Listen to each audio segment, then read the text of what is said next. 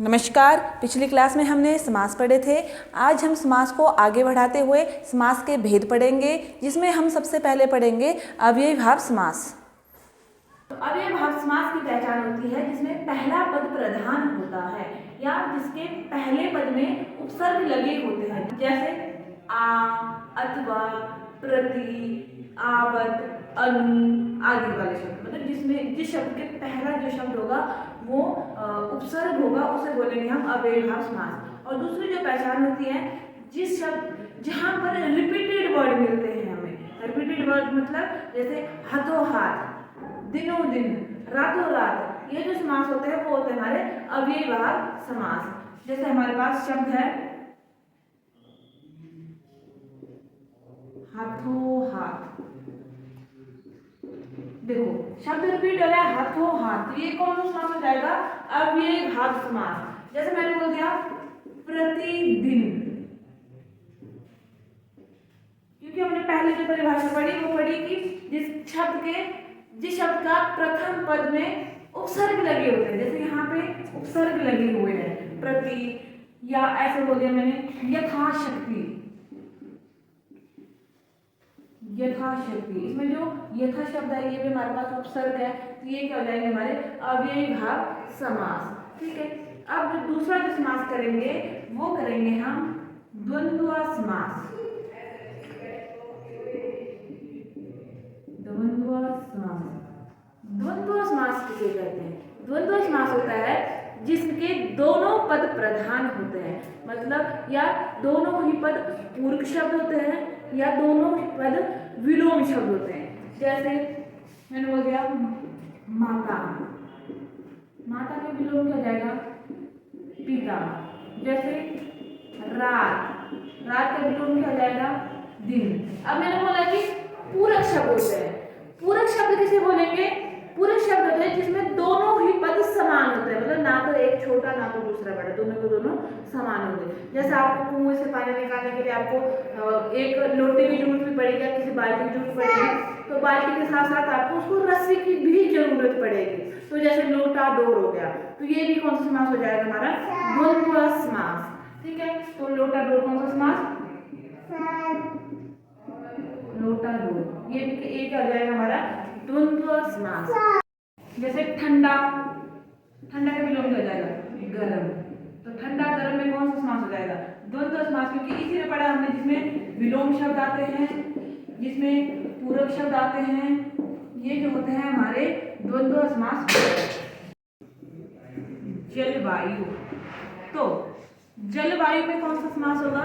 तो वो भी हमारा द्वंद्व समास, क्योंकि जल और वायु ये हमारे विलोम शब्द नहीं, ये भी हमारा पूरक शब्द हो, जल और वायु, तो ये भी हो हमारा द्वंद्व समास। अब हम करेंगे बहुव्रीहि समास। बहुव्रीहि समास क्या होता है?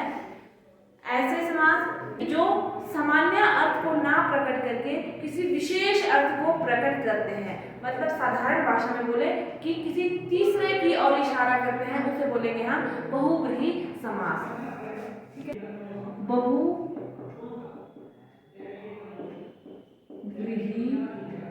समास, बहुव्रीहि समास परिभाषा क्या है कि जो सामान्य अर्थ को प्रकट ना करके किसी विशेष अर्थ को प्रकट करते हैं, या इन शॉर्ट बोले जो शब्द किसी तीसरे की ओर इशारा करते हैं, उसे बोलेंगे हम बहुव्रीहि समास। जैसे शब्द हमारे पास लंबोदर। लंबोदर, लंबोदर का मतलब हुआ लंबा है उदर जिसका, उदर हुआ पेट, तो किसका है लंबा उदर? मतलब गणेश का। वैसे तो इसका अर्थ क्या है? लंबा है उदर जिसका, पर ये इसको इस अर्थ को प्रकट ना करके किसी विशेष अर्थ को प्रकट कर रहा है, गणेश को। ठीक है। तो वो क्या हो जाएगा हमारा? बहुव्रीहि समास। ठीक है। जैसे शब्द है हमारे पास दशानन। दशानन क्या हुआ? मतलब 10 है आनंद जिसके, आनंद मतलब सिर, तो किसके है 10 सिर? रावण की। तो मतलब ये भी किसी विशेष अर्थ को, सामान्य अर्थ को प्रकट ना करके किसी विशेष अर्थ को प्रकट कर रहा है, तो ये भी क्या हो जाएगा हमारा? बहुव्रीहि समास। ठीक है। तत्पुरुष समास। तत्पुरुष समास क्या होता है कि जिसमें उत्तर पद प्रधान होता है, उसे बोलेंगे हम तत्पुरुष समास। ठीक है। जैसे मैं अब बोल रही हूँ प्रथम पद प्रधान होता है, द्वितीय पद प्रधान होता है, ये कैसे लगेगा पता है कि इसमें कौन सा पद प्रधान है? तो प्रधान का मतलब जैसे देखो आपके पास शब्द आता है जेब कतरा। ठीक है। अब देखना है कि इस शब्द को देखकर आपके मन में किस इमेज बन रही है। देखो जेब कतरने से क्या आपके मन में जेब की इमेज बन रही है?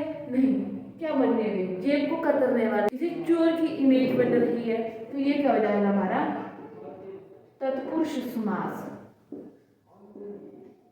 तत्पुरुष समास। वैसे शब्द आपके पास चिड़ी मार, ठीक है, चिड़ी मार से किसकी इमेज बन रही है? पक्षी की इमेज न बन रही है, चिड़ी को मारने वाले किसी शिकारी की इमेज बन रही है, मतलब इस उत्तर पद की इमेज बन रही है। तो ये क्या हो जाएगा हमारा तत्पुरुष समास, मतलब ये हमारा द्वितीय पद प्रधान है या उत्तर पद प्रधान है। नेक्स्ट शब्द है परीक्षा भवन। इसमें प्रथम पद हुआ हमारा परीक्षा और द्वितीय पद हुआ हमारा भवन। अब इस शब्द को देखकर हमारे मन में किसकी इमेज बन रही है? परीक्षा की इमेज न बने, जब हम पेपर लिख रहे हैं उसकी इमेज न बने, हमारे मन में इमेज बन रही है कि जहाँ पर परीक्षा होती है उस भवन की इमेज बन रही है। तो ये क्या हो जाएगा हमारा तत्पुरुष समास। मतलब इसमें जो है हमारे इसकी इमेज न बन के इसकी इमेज बन रही है, मतलब ये पद हमारा उत्तर पद है, तो ये हो जाएगा हमारा तत्पुरुष समास। तत्पुरुष समास के हमारे पास 6 भेद होते हैं, ठीक है। 6 भेद हुए हमारे कर्म को करण से, संप्रदान के लिए अपादान से, संबंध काके की अधिकरण में पर, ये वाले ये वो हमारे पास 6। और हमने ये चीजें हमने पहले भी पढ़ी हुई होती है, जैसे कारक की। कारक के हमारे पास 8 भेद होते थे, यहाँ से लेकर यहाँ तक, प्रथम से लेकर अष्टम तक 8 भेद हो गए, जिसमें तत्पुरुष समास में हमारे पास सिर्फ 6 ही भेद होते हैं। प्रथम वाला और अंतिम वाला ये वाला नहीं होता है। तो हमारे पास सिर्फ तत्पुरुष समास के कितने भेद हुए? 6 भेद, ठीक है। इसमें हमारे पास कारक की प्रथम वाली जो कर्ता और अंतिम वाली जो संबोधन है वो वाले नहीं आते हैं। और इसमें सबसे पहले आता है हमारे पास कर्म तत्पुरुष समास। कर्म तत्पुरुष समास में को हम द्वितीय तत्पुरुष समास भी बोलते हैं, क्योंकि इसमें जो है कारक की द्वितीय विभक्ति का प्रयोग होता है। ये बात ध्यान रखना, कर्म तत्पुरुष समास में कारक की कौन सी विभक्ति? द्वितीय विभक्ति, इसलिए इसको द्वितीय तत्पुरुष समास भी बोल देते हैं। कई बार पेपर में आपको ऑप्शन में कर्म तत्पुरुष नहीं मिलेगा, सीधा ही द्वितीय तत्पुरुष समास मिलेगा। इसका मैं आपको बाद में एक अभ्यास प्रश्न पत्र बनाऊंगी, जिससे आपको पूरे अच्छी तरह से क्लियर हो जाएगा किस तरह से क्वेश्चन बनेंगे आपके लिए, ठीक है। जैसे नेक्स्ट है करण तत्पुरुष समास। करण तत्पुरुष समास भी को हम अन्य नाम क्या दे सकते हैं? तृतीय तत्पुरुष समास, ठीक है। वैसे संप्रदान तत्पुरुष समास इसको चतुर्थ तत्पुरुष समास, अपादान तत्पुरुष समास को पंचम, संबंध तत्पुरुष समास को षष्ठी तत्पुरुष समास, अधिकरण तत्पुरुष समास को बोलेंगे सप्तमी तत्पुरुष समास, ठीक है। इसमें जो है कारक की जो विभक्ति है इनका लोप हो जाता है, मतलब गायब हो जाता है। पहले करेंगे हम करण तत्पुरुष समास। इसके लिए जैसे शब्द है गगन को चूमने वाला। इतनी बड़ी लाइन, क्योंकि समास की हमने परिभाषा पढ़ी है, समास का अर्थ होता है संक्षेप करना। तो मतलब इतनी बड़ी लाइन को हम संक्षेप करेंगे सिर्फ एक शब्द में, गगन को चूमने वाला। देखो विभक्ति कौन सी लगी? को। इसका मतलब ये है कि ये जो समास है हमारा कौन सा? कर्म तत्पुरुष समास है, और इसका जो संक्षेप या समास जो बनेगा वो बनेगा हमारा गगनचुंबी। ये वो हमारा कर्म तत्पुरुष समास, ठीक है। उसी तरह से रेखा से अंकित, इसमें कौन सी विभक्ति आई? से। और से विभक्ति कहाँ पे मिल रही है हमें? अपादान में और करण में, 2 जगह मिल रही है हमें। पर अब क्या है कि ये जो करण तत्पुरुष समास है इसमें जो हमें शब्द मिलेंगे वो मिलेंगे हमें ये जो से जो विभक्ति लगी वहां पे हमें किसी माध्यम की बात होगी, इसमें हमें किसी माध्यम की बात होगी। पर यहाँ जो अपादान में जो से शब्द मिलेगी, जो विभक्ति मिलेगी, यहाँ पर जो बात होगी वो जुदाई की बात होगी। कोई किसी शब्द का दूसरे शब्द से जुदाई हो रही है, मतलब किसी चीज की किसी दूसरी चीज के साथ जुदाई हो रही होगी, तो वो आएगा हमारा अपादान समास में, ठीक है। तो अब क्या हो जाएगा? जैसे रेखा से अंकित, किसी शब्द को रेखा से अंकित किया गया, कोई माध्यम है किसी रेखा से अंकित किया, तो ये क्या हो जाएगा हमारा करण तत्पुरुष समास। हमारे पास माध्यम है, किसी चीज के द्वारा इसको अंकित किया गया, किससे?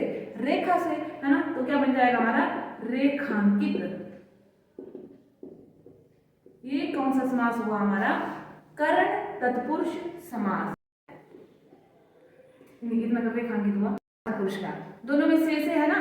तो इसमें अब हम अपादान का एक एग्जाम्पल लेते हैं। जैसे शब्द आता है आपके पास ऋण से मुक्त, ठीक है।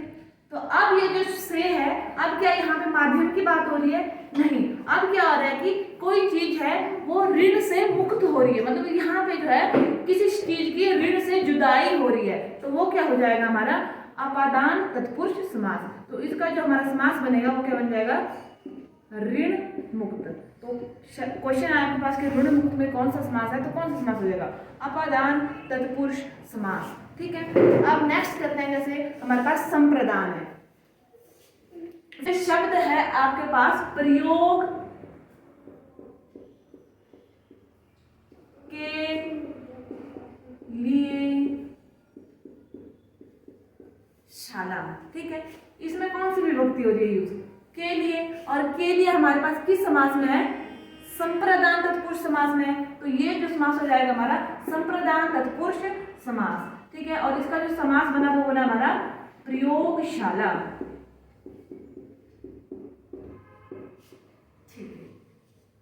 हम सबंध तत्पुरुष समास। सबंध तत्पुरुष समास में क्या है कि विभक्तियां का, के, की, रा, रे, री, ना, ने, नी, मतलब ये जो विभक्ति है इनका लोप हो जाएगा। जैसे शब्द है हमारे पास राजा का पुत्र। ठीक है, इसमें जो का जो शब्द है इसका लोप हो जाएगा और ये जो बनेगा हमारे पास राजपुत्र। ठीक है, वैसे ही आपके पास एक शब्द है बस राजा की आज्ञा।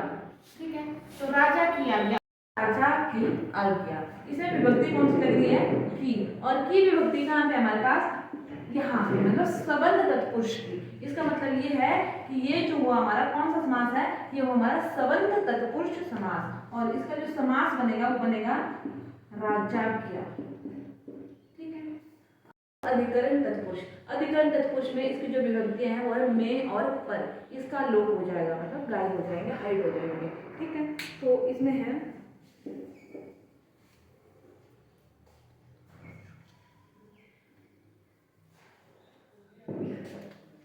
जैसे शब्द है आपके पास आनंद में मगन।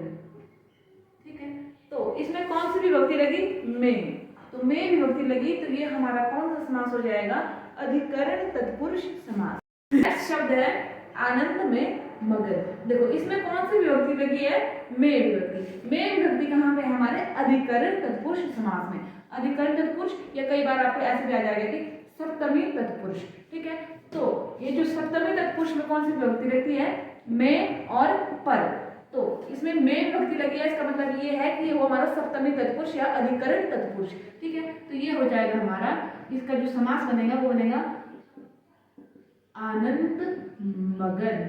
ठीक है, इस तरह आज हमने तत्पुरुष समास के बारे में जाना, पुरुष समास के बारे में जाना, फिर हमने इससे पहले हमने बहुब्रीहि समास के बारे में जाना, और इससे पहले हमने द्वंद्व समास के बारे में जाना। इसके बाद अभी हमारे पास कर्मधारय और द्विगु समास बचते हैं जो हम नेक्स्ट क्लास में पढ़ेंगे। तब तक के लिए धन्यवाद।